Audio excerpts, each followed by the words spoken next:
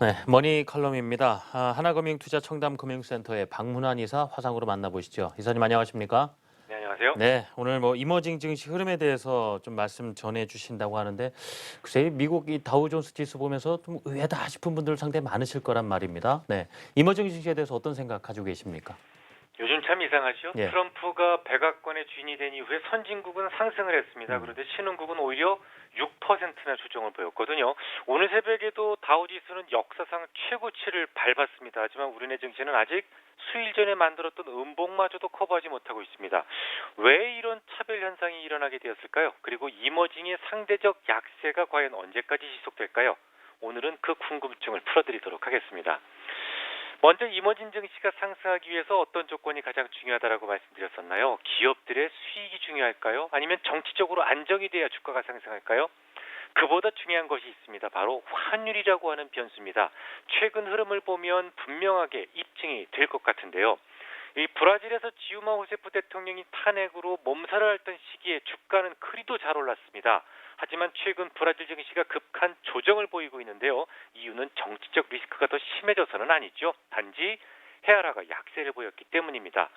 산업재인 구리가 최근 트럼프의 재정 투자 확대 소식 때문에 아주 빠르게 상승을 하고 있습니다. 한 3영업일 동안 6% 폭등하기도 했고 어저께 같은 경우는 장중한테 6,000달러를 넘어서는 그런 초강세를 보이고 있습니다만은 정작 전 세계 구리 생산량의 30%를 책임지고 있는 칠레 증시는 하락했습니다. 어떻게 이런 일이 있었을까요?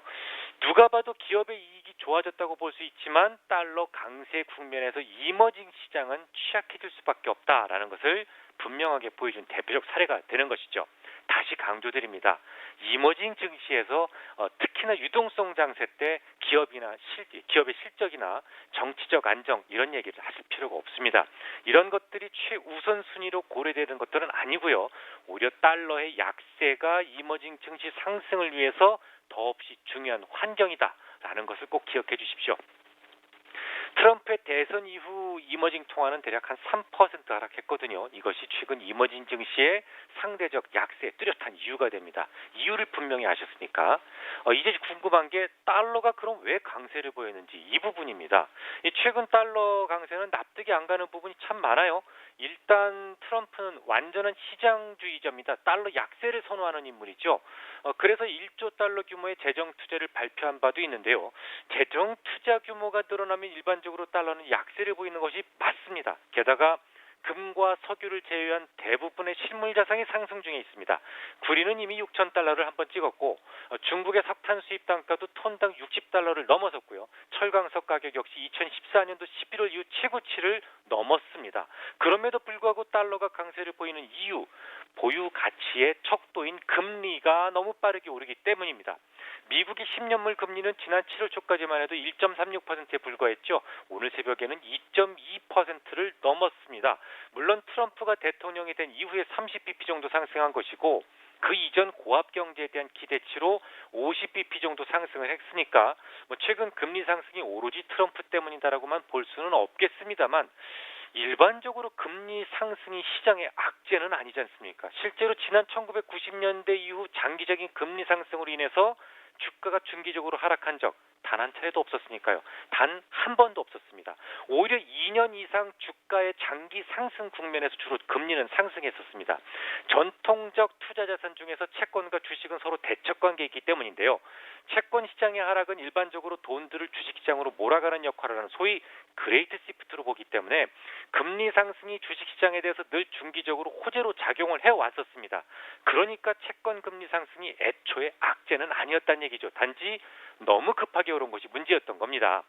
금리가 너무 급하게 오르면서 달러에 대한 보유 욕구를 자극한 것이 이머징 증시 하락의 원인이다라고 보시면 되겠습니다. 자, 이제 그럼 궁금한 게 또 하나가 생겼죠. 그럼 금리가 갑자기 그렇게 빠르게 치솟게 된 동기가 뭐냐? 이 부분이 밝혀져야만 앞으로의 대책을 세울 수 있을 것 같습니다. 트럼프가 대통령이 되면 대부분의 그가 했던 공약이 폐기될 것이다라는 전망을 해드린 적이 있었죠. 너무 현실성이 좀 없습니다. 실제로 최근 그가 했던 공약 중에서 상당 부분은 취임도 하기 전에 마치 손바닥 뒤집히듯이 바뀌고 있는데요. 대표적인 것을 꼽자면 이란과의 포괄적 핵 협상 부분, 동맹국과의 방위비 무임 승차론, 중국에 대한 45% 관세율 적용, 멕시코 국경에 장벽을 세우겠다 이런 것들인데요. 이미 이란에 대해서는 많은 나라들이 이란과 돈을 많이 벌고자 할 것이고 우리도 그럴 것이다라는 말로 슬쩍 물을 타버렸습니다. 동맹국가의 무임 승차론에 대해서는 오늘 새벽에 오바마 대통령과의 공동 성명을 통해서 나토 방위 조약은 소중하게 지켜나가겠다라는 말로 역시 손바닥 뒤집듯이 확 뒤집어버렸습니다. 중국에 대한 관세율 적용에 대해서도 중국을 압박하기 위한 카드일 뿐이지 45%설은 와전된 것이라면서 슬쩍 자신이 했던 말을 먹어버렸습니다. 하지만 오늘 새벽 멕시코에 장벽을 세우겠다라는 공약을 지킬 것이냐는 기자들의 질문에 대해서 트럼프는 300만 불법 취업자들은 미국에서 떠나야 된다라고 선언을 했습니다. 만약에 나가지 않는다면 구속도 불사하겠다라고 말이죠. 채권 금리가 빠른 속도로 상승하는 것은 바로 이 문제 때문입니다. 멕시코 등에서 유입된 값싼 노동력이 차단된다면 어떻게 되겠습니까? 미국의 임금은 빠르게 속등합니다. 임금 인상은 물가에 대한 매우 강한 선행성을 가지고 있기 때문에 연준에서도 주시하고 있는 부분이죠. 특히 트럼프는 백인 중산층으로부터 막강한 지지를 받고 있었는데요. 그 이유는 그 중산층들이 히스패닉 등에 의해서 일자리를 빼앗기고 있다고 믿고 있었기 때문입니다. 결국은 그 공약을 저버릴 경우에 지지 기반의 상당 부분을 잃어버릴 수 있기 때문에 지금 당장은 폐기할 수 없는 입장이었던 겁니다. 게다가 중국과의 마찰, 무역 마찰 역시 쉽게 볼 일은 아니죠. 우리가 흔히 중국을 디플레 수출국이다라는 닉을 붙여준 데는 그만한 이유가 있었는데요. 중국의 값싼 공산품과 원자재가 선진국들의 실질 물가를 낮춰주는 역할을 해왔기 때문입니다. 중국에게 45% 관세를 모두 실행하지는 못하겠지만 어느 정도라도 무역 장벽이 세워진다면 딱 그만큼 미국의 수입 물가는 오를 수밖에 없겠죠. 수입 물가 역시 물가 지수의 대표적인 선행지표입니다. 결국 트럼프의 재정 투자설이 달러 가치를 분명히 낮춰야 됨에도 불구하고 달러가 거꾸로 역주하는 이유는 무역 장벽과 300만 불법 취업자들에 대한 통제 의지로 인해서 조만간 물가가 강하게 상승하게 될 것이다라는 우려감이 작동한 겁니다. 이런 우려감은 장기금리를 속등시켰고 너무 빠른 장기금리의 상승이 결국 이머징 증시에 가장 영향을 주는 달러 가치를 인덱스 기준으로 100까지 끌어올렸던 것이 이머징 증시가 차별적으로 약세를 보이게 된 원인인 것이죠. 자, 그러면 전략을 세워보겠습니다. 이머징 시장의 상대적 약세는 언제까지 이어질까요? 죄송합니다만 저도 모르겠습니다. 이 다른 사람이 한 말이라면 제가 모르겠는데 트럼프가 한 말이기 때문에 모르겠습니다. 트럼프의 공약은 90%가 비현실적이기 때문에 계속 뒤집혀질 겁니다. 하지만 어디까지 뒤집힐지 언제 뒤집힐지 이 부분에 대해서는 그 말을 한 당사자 트럼프도 잘 모릅니다.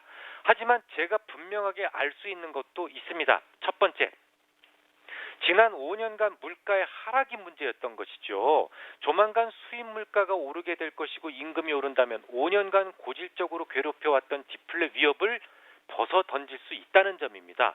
다소 빠르게 움직이는 것이 문제일 뿐 물가 상승도 결국 악재로 해석해서는 안 된다는 점입니다. 둘째, 금리가 상승하는 것도 결국 30년 동안 중기적으로 악재로 작용한 적은 단 한 번도 없었다는 겁니다.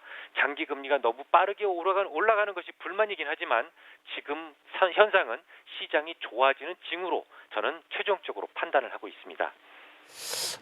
물가가 오르는 것 또 금리가 오르는 것 어떻게 보면 정상으로 찾아가는 궤도이긴 합니다만은 물가 좀 강하게 좀 빠르게 상승할 것이라는 전망이 결론적으로 달러 강세를 부추겼고 이머징 시장이 좀 약세를 본 이유가 됐다. 하지만 그 물가라든가 금리가 오르는 상황에서의 어떤 긍정적인 부분을 보자라는 말씀으로 들리는군요.